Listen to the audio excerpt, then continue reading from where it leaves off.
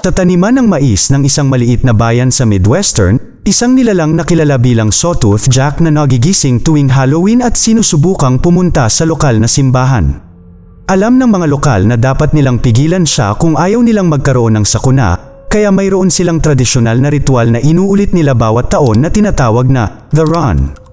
Ang lahat ng mga teenager na lalaki ng bayan ay dapat habulin si Sawtooth Jack at patayin siya bago maghating gabi. Pagkatapos ay kainin ang lahat ng candy na nagtatago sa kanyang katawan sa gitna ng mga organo nito. Ang sino mang makapatay kay Sawtooth Jack ay itinuturing na isang bayani at mananalo ng bahay para sa kanyang pamilya, $25,000, isang kotse, at pahintulot na umalis sa bayan na ipinagbabawal. Iniisip din nila na pinagpapala nito ang pag-aani. Ang mga batang babae ay hindi pinapayagang sumali sa run, at ang bawat pamilya ay maaari lamang magpadala ng isang anak na lalaki. Noong 1962, isang grupo ng mga lalaking nakamaskara ang lumabas upang hulihin ang halimaw. Ang isa sa kanila ay nakatayong mag-isa sa kalsada, takot na takot at hindi sigurado kung paano magpapatuloy.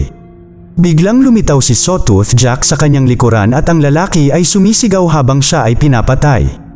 Ilang sandali pa, nakita ng mga lalaki ang nasusunog na katawan ng kanilang kaibigan at nakita si Sawtooth Jack na nakatayo sa gitna ng taniman ng mais. Ang isang galit na si Jim ay agad na nagsimulang humabol sa kanya at nang malapit nang makarating ang halimaw sa simbahan, naabutan siya ni Jim at binugbog siya hanggang sa mamatay. Pagkatapos ay kumuha siya ng ilang candy mula sa katawan ni Jack at pagkatapos gawin ng iba ang parehong ginagawa niya, sila ay humagulgol at ipinagdiwang ang tagumpay ni Jim. Pagkatapos, ang Harvesters Guild ay naghandog ng isang Halloween party upang ipagdiwang ang isa pang matagumpay na run, at ibinibigay kay Jim ang lahat ng kanyang mga premyo. Hiniling sa kanya ng kanyang nakababatang kapatid na si Richie na isama siya, ngunit nag-aalok lang si Jim ng isang yakap at salitang, "Mahal kita," bago umalis sa bayan sakay ng kanyang bagong kotse. Pagkalipas ng isang taon, nagpakita si Sheriff Jerry sa paaralan 5 araw bago ang Halloween upang ipaalala sa mga kabataan kung gaano kahalaga ang run, na nagpapakita ng mga larawan ng taon na hindi nila napatay si Sawtooth Jack at sinira ng isang sandstorm ang kanilang mga pananim. Si Jim ay madalas na ipinapakita bilang isang halimbawa ng isang bayani na nagpapainis kay Richie, na gustong sumali sa run at hindi maaring sumali dahil sa mga patakaran. Pinagtatawanan siya ni Riley sa pagnanais na magboluntaryo habang ang iba ay talagang walang pagpipilian sa bagay na ito. Ang ilan sa mga kabataan ay nag-iisip na ang Sawtooth Jack ay hindi totoo at isang matatanda lamang na nakasuot ng costume. Ngunit si Bud ay nanunumpa na nakita niya siya sa labas sa kanyang bintana noong siya ay bata pa. Pinagtawanan din siya ni Riley at nag-trigger ito ng away, ngunit mabilis itong sinira ng mga matatanda. Pagkatapos ng klase, sinubukan ni Riley na sundan si Richie sa kalye para tapusin ang laban, kaya nagtago si Richie sa loob ng isang sinehan. Doon niya nakilala si Kelly na bagong dating sa bayan. Nag-chat sila ng kaunti at naging magkaibigan, ngunit nang hilingin ni Richie na pumunta sila sa Halloween dance, ipinaliwanag niya na hindi siya pinapayagang pumunta dahil siya ay itim. Nangako si Richie na babaguhin niya ang panuntunang iyon kapag nanalo siya sa run ngayong taon. Pagkatapos ay nakipagkita siya sa kanyang pinakamatalik na kaibigan na sina Bud at Mitch, na nakarinig ng ilang masasamang chismis tungkol kay Kelly. Ngunit hindi naniniwala si Richie sa kanila. Kinumbinsi din siya ng kanyang mga kaibigan na mas mabilis siya kaysa sa kanyang kapatid kaya dapat niyang labagin ang mga patakaran at sumali pa rin sa run. Sa gabi, umuwi si Richie sa bahay at ang kanyang mga magulang na sina Dan at Donna ay nag-abot sa kanya ng isang postcard mula kay Jim na hindi pa nila nakita mula noong siya ay nanalo sa run. Ipinaalam ni Richie sa kanyang mga magulang na sasali siya sa run anuman ang mga patakaran at nagkaroon ng pagtatalo kung saan sinampal ni Dan ang kanyang sariling anak. Lalo lang itong ikinagalit ni Richie at sinabi niya sa kanyang mga magulang na hindi siya nito mapipigilan.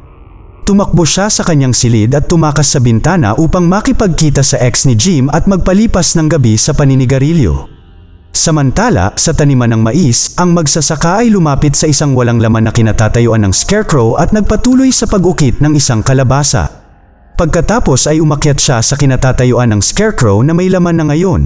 Ngayon ay naroon si Sawtooth Jack na suot ang kalabasa bilang ulo. Kinabukasan, nahanap ni Riley si Richie at sinimulan siyang bugbugin bago nakawin ang kanyang sinturon. Ito ay iniingatan niya dahil sa magagandang mga alaala nila ni Jim dahil ang magkapatid ay nakasuot ng magkatugmang sinturon, kaya isang galit na si Richie ang sumubok na ipagtanggol ang kanyang sarili gamit ang isang kutsilyo.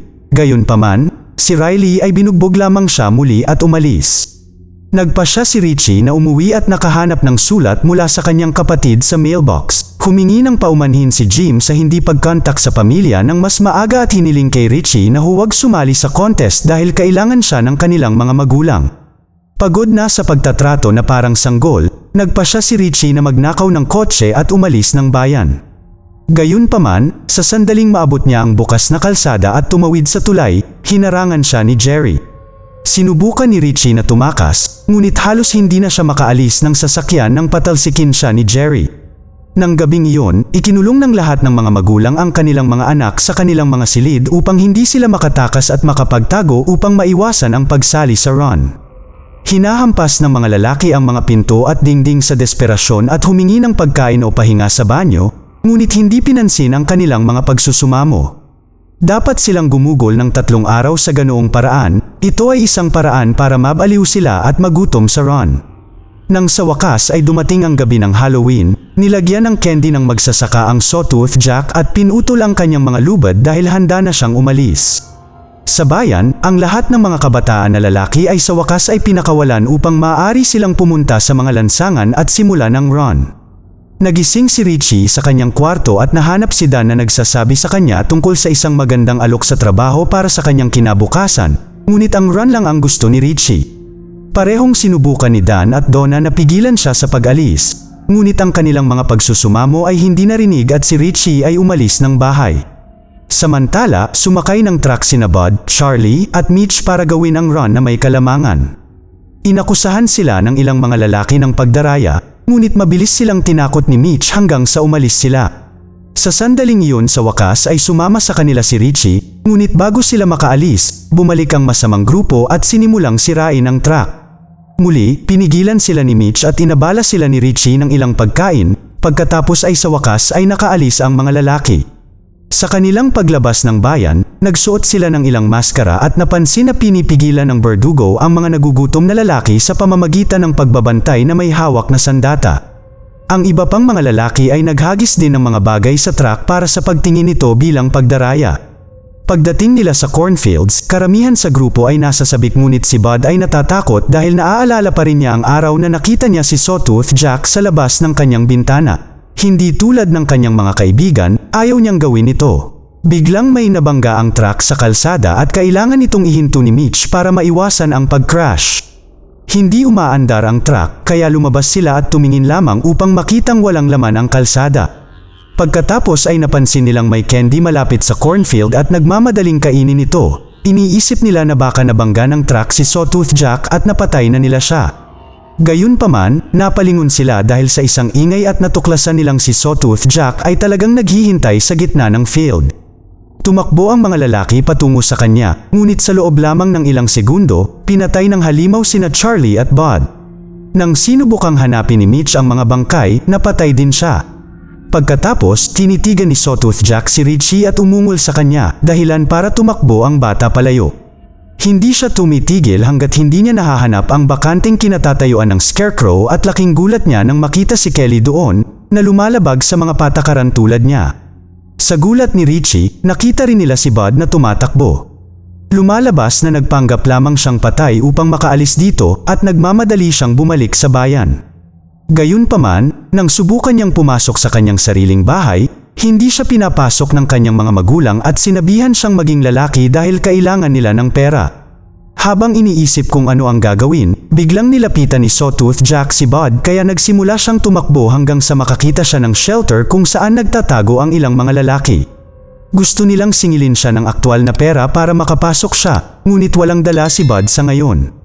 Nagsimulang magtalo ang mga kabataan kung dapat ba nilang buksan o hindi, ngunit nang bigla silang makarinig ng maraming sigawan, binaliwala ng isang batang lalaki ang mga protesta at binuksan pa rin ang pinto at nakitang pinapatay ni Sawtooth Jack si Bud. Sa malapit na bintana, sumisigaw ang isang maliit na bata nang makita niyang pumasok si Sawtooth Jack sa bahay at pinatay ang lahat ng mga kabataan na naging sanhi ng pagbuhos ng dugo sa pintuan. Bumalik kina Richie at Kelly, sumang-ayon silang magtulungan, ngunit kakailanganin nila ng mas mahusay na mga armas. Bumalik sila sa bayan at pumasok sa bahay ni Jerry para magnakaw ng baril at ilang beer. Habang naroon sila, nabigla si Richie nang makita ang kanyang ama na mukhang natatakot at desperadong kumakatok sa pintuan ni Jerry, ngunit umalis siya nang mapansin na walang sumasagot.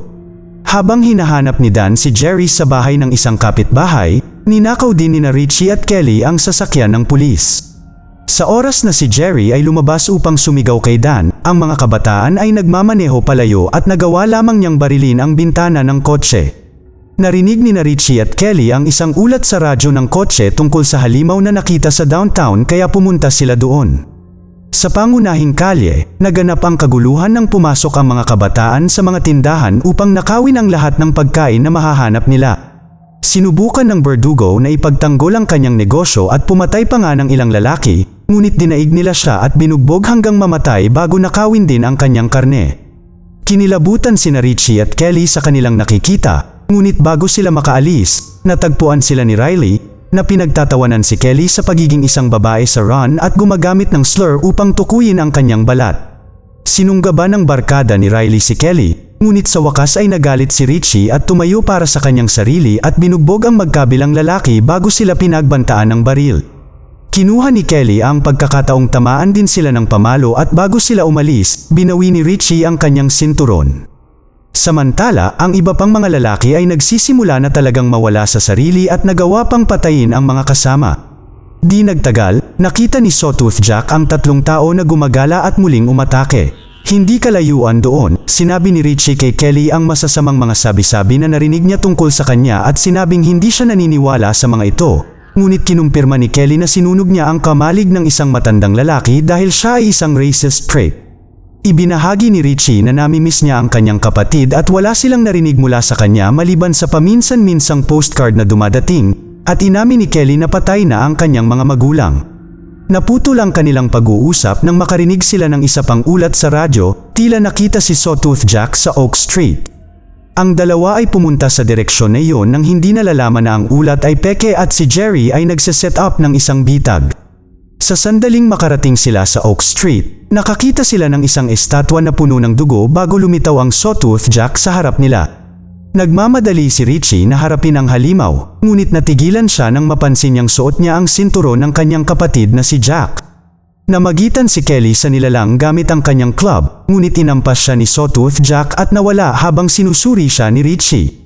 Sa sandaling iyon ay lumabas ang isang kapitbahay at pinaalis sila sa pamamagitan ng pagbabanta na babarilin sila. Bumalik ang dalawa sa kotse at natagpuan ni Jerry na itinutok ang kanyang baril kay Richie sa bintana. Iniinsulto niya ang mga magulang ni Kelly at ipinahayag na pinatay niya sila nang sinubukan nilang umalis sa bayan. Galit na galit, sinimulan siyang ampasin ni Kelly at pinaputok niya ang kanyang baril. Ang putok ay dumaan sa gilid ng kanyang ulo. Agad na tinulak ni Richie si Jerry at umalis ang dalawa sa sasakyan para makatakas.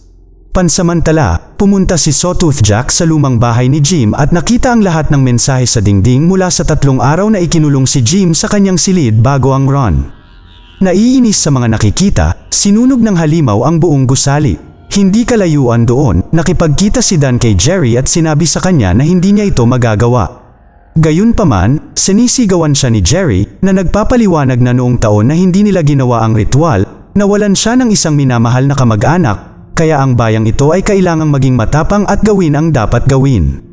Umiiyak si Dan ngunit hindi niya magawang labanan ang isang pulis. Makalipas ang ilang sandali, nakarating sila sa bahay ni Richie, kung saan malinaw na wala sa sarili si Donna dahil sa sobrang dami niyang gamot na ginamit.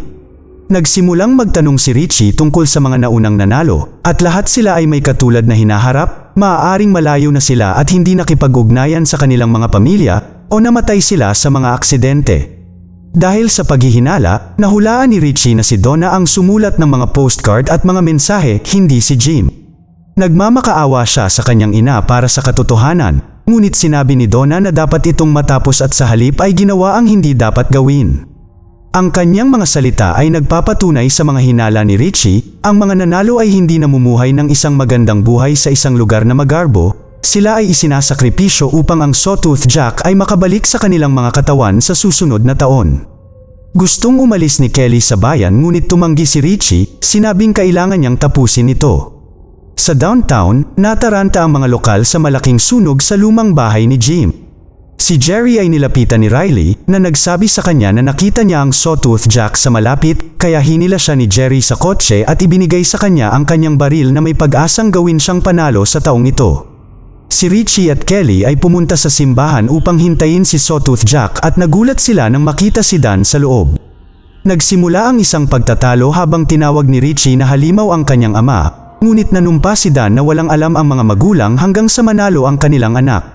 Pagkatapos ay nanumpa sila kay Jerry at sa Harvesters Guild na ililihim ito, napapatayin sila kung susubukan nilang umalis o sabihin sa sinuman. Nais ni Dan na umalis si Richie at hayaan siyang gawin ang pakikipaglaban, ngunit nagkaroon siya ng breakdown nang marinig niyang patay na ang kanyang asawa. Sa sandaling iyon, nagsimulang tumunog ang kampana ng simbahan at lumabas si Sawtooth Jack sa labas. Nagmamadali si Richie na puntahan siya at tinawag siyang Jim na nagpapakitang hindi siya sinasaktan. Sa kasamaang palad, dumating si Riley at binarilang halimaw kaya tumakbo si Kelly upang ampasin siya habang binubuhat ni Richie si Jack sa kanyang mga bisig. Dumating din si Jerry at sinubukang kumbinsihin si Riley na subukan ulit, ngunit pagkatapos ng pangalawang putok, pinigilan ni Richie si Riley sa pamamagitan ng pagbabanta sa kanya gamit ang sarili niyang baril. Sa gulat ni Richie, hinawakan ni Sawtooth Jack ang kanyang kamay at itinutok ito sa kanyang sarili bilang pagsusumamo na wakasan ang kanyang pagdurusa. Sa kagustuhang matapos na rin ito, humingi ng paumanhin si Richie sa kanyang kapatid at hinila ang gatilyo. Nagmamadali ang mga lalaki upang kunin ang candy at binati siya ni Jerry para sa kanyang tagumpay, ngunit ang nararamdaman ni Richie ay manhid lamang. Mamaya sa panahon ng party, si Richie ay nagpatuloy sa masamang mood at hindi pinapansin ang lahat ng nagsasaya sa paligid niya. Gayunpaman, nang makita niyang dumating si Kelly, nakipagsayaw ito sa kanya at hinalikan siya, walang pakialam sa lahat ng mga tao na hinuhusgahan sila bilang isang magkaibang lahi. Palihim siyang binigyan ni Kelly ng baril at nagkasundo silang sabay na tumakas mamaya. Pagkatapos ng party, umalis si Richie sakay ng kanyang bagong kotse at hindi pinapansin ng ex ni Jim nang hilingin nitong isama siya nito. Habang nagmamaneho si Richie, nilapitan ni Dan si Jerry upang subukang barilin siya para sa paghihiganti, ngunit pinatumba siya ni Jerry. Ilang sandali pa, kinuha ni Richie si Kelly at nagsimula silang magmaneho palabas ng bayan. Hindi nagtagal ay lumabas si Jerry sakay ng kotse at sinimulan silang habulin kaya sinubukan ni Richie na bilisan ang pagpapatakbo. Gayunpaman, muntik na siyang bumangga sa isa pang sasakyan sa kalsada at kailangang ihinto ang sasakyan. Pinagtago ni Richie si Kelly pagkatapos ay bumaba siya ng sasakyan para lamang papuntahin siya ni Jerry sa mga taniman ng mais habang nakatutok ang baril. Nang makarating sila sa bakanteng stand, biglang tumalikod si Richie at binaril si Jerry ng 2 beses para patayin siya. Sa kasamaang palad, hindi pa ito nagtatapos, nagpakita ang magsasaka at inampas si Richie sa ulo para mahulog siya sa libingan na hinukay niya.